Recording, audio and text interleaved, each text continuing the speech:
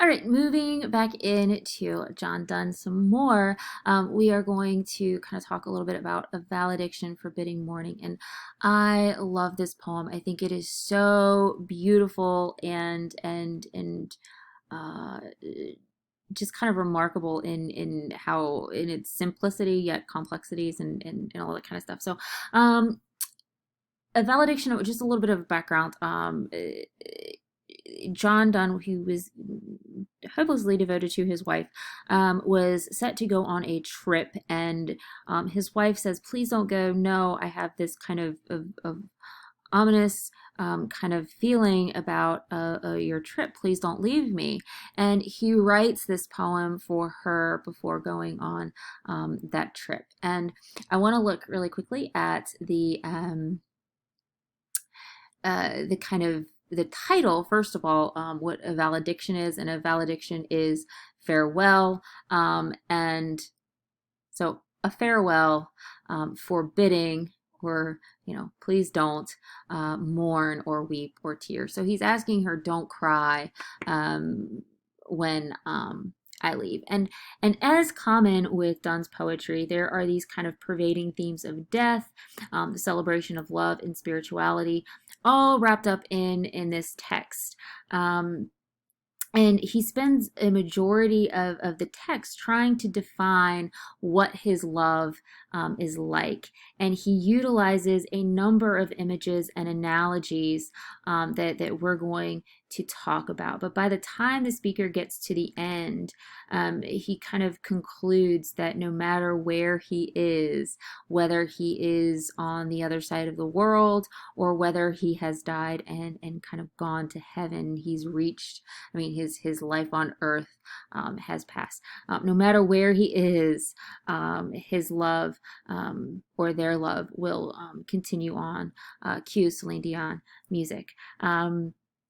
This kind of theme of spirituality is intimately connected with that sort of love. And the speaker of this poem, who is almost certainly Donne himself, declares the love he shares with his partner to be spiritual in nature. It goes beyond that which ordinary people experience. And this means that their love can overcome any mundane barrier life throws at it.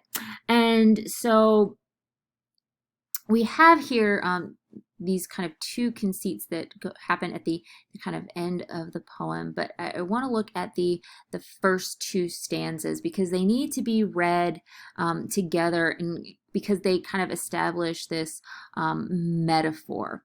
And the first lines of the text bring up death. He describes a group of friends who are gathered around the deathbed of a virtuous man. And they know that he's going to kind of breathe his last death. So he says, as virtuous men pass mildly away or quietly away and whisper to their souls to go, will some of their sad friends do say, the breath goes now, and some say no. So he's describing that this image of death, and it's the death of a man who is virtuous, and because he is good, because he is virtuous, death comes peacefully. It comes peacefully.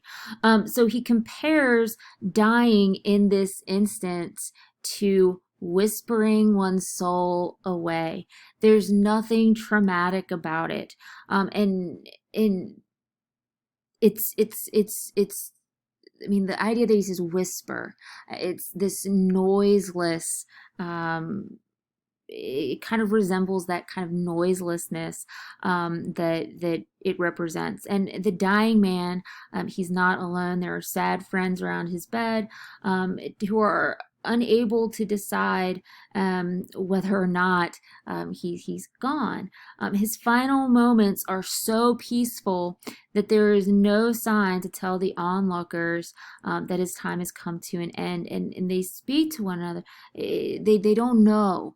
And so the second stanza, as kind of paired with this first one, as virtuous men, so let us. It kind of comes as a surprise to the reader, who is not used to kind of this complicated imagery, because he's, rather than explaining what the first stanza was about, he adds on this additional information, and the speaker is basically comparing this peaceful death of a virtuous man to the love he shares with the intended listener. He says, so let us melt and make no noise, no tear floods, nor sigh tempest move, twere profanation of our joys to tell the laity of our love. He basically says, when I go, don't cry. Don't make that kind of noise. He's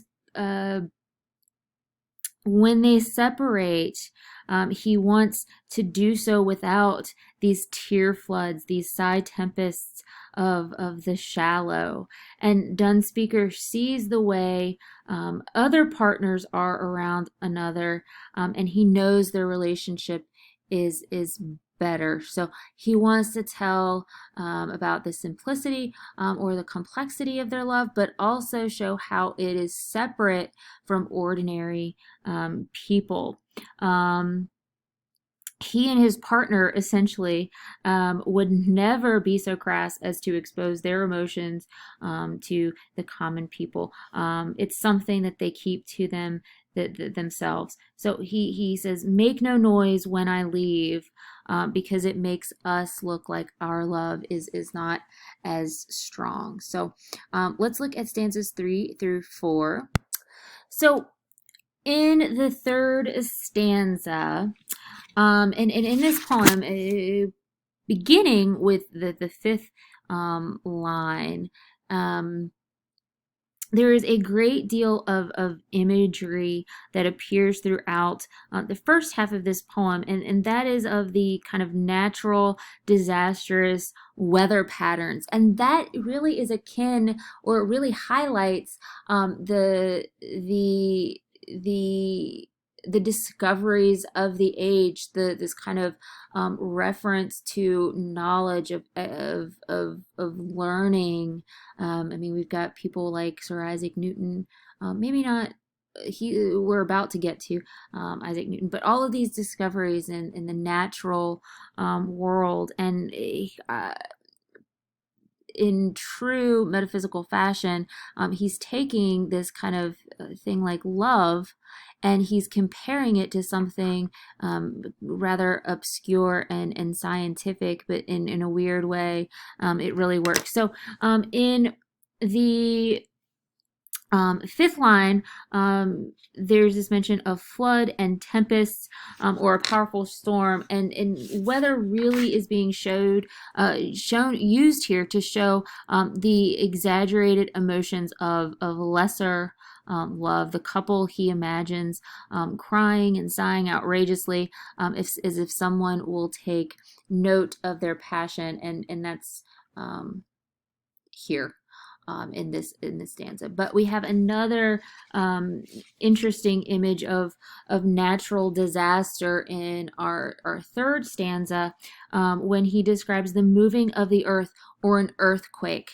And this, her fear of separation, the fear of earth movement, and it's something unexpected and unexplained. Earthquakes bring along these harms and fears, and these lines again have been added to really emphasize the absurdity of making a big deal over the speaker's departure, because he says that in these trepidation of the spheres, or the celestial, the beyond the earthly, these concentric circles, the moon and the stars and the planets, although they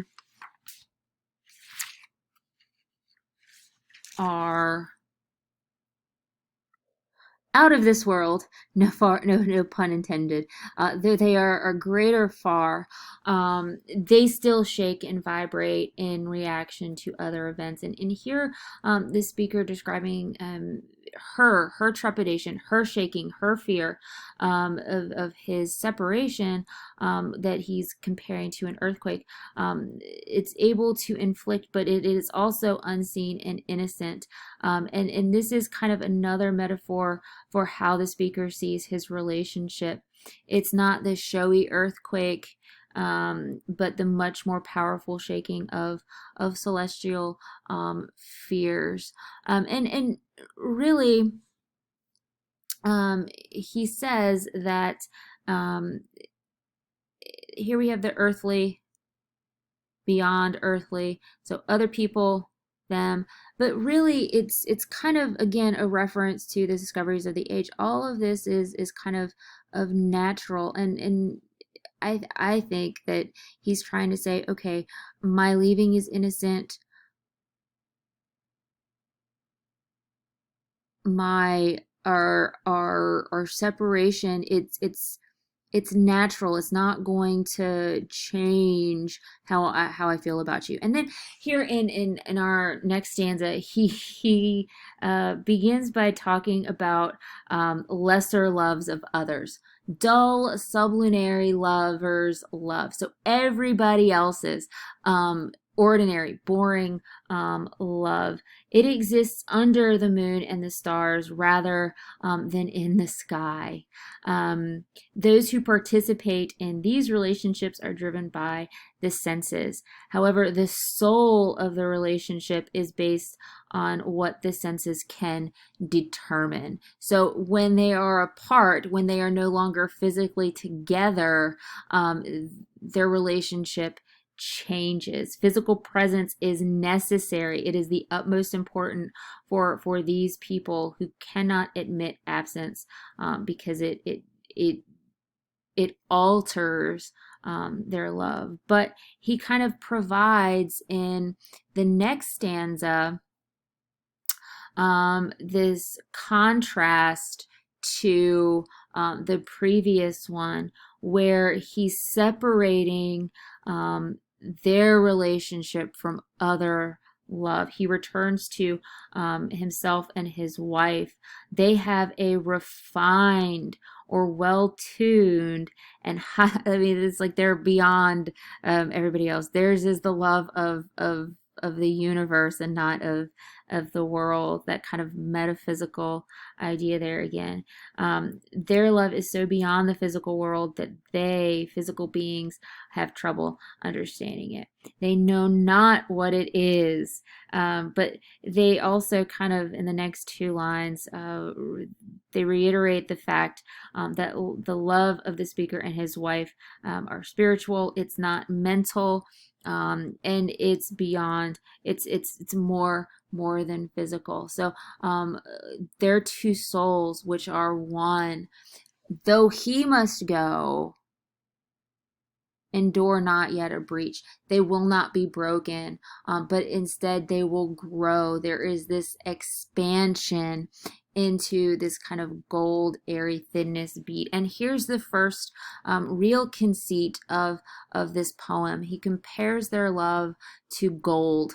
And yes, that's kind of cliched in the sense that gold is valuable, their relationship is valuable, but it's also looking at this kind of transformative state of metal, that when it's heated, when it changes shape, when the situation changes, it grows and it expands, and it the nature or the form of the metal, the form of the relationship has altered slightly, but it doesn't change the material of it, if that makes sense. And really quickly, just to kind of go back up to this second stanza here where he says, so let us melt, that kind of goes back into that kind of scientific, I forgot to mention it up here, it kind of ties back to that gold melting, where if a solid transforms if something transforms from a solid to a liquid, it's the same material. It's just in a different format. And that's kind of what he's talking about here with this gold. I think it's also interesting to kind of look at this stanza here where we have this big conceit where the two souls are one. Obviously, that's marriage. But the gold, I think about the gold wedding band, right? That kind of circle, which we'll talk about in just a second. It never it's I don't think it's a mistake that he kind of chooses gold as this representation of their love and how it's able, I mean, it's durable, it's able to kind of stand and withhold it's durable. It's their relationship is something that is a durable element, but it's also something that's going to kind of even when it's pushed outside of its natural or its typical shape. It doesn't break, it doesn't bend, it grows, it expands, and it's malleable. So hang tight really quickly. I'm going to come back in just a second, but I have a prop that I'm going to use for our next section of the poem.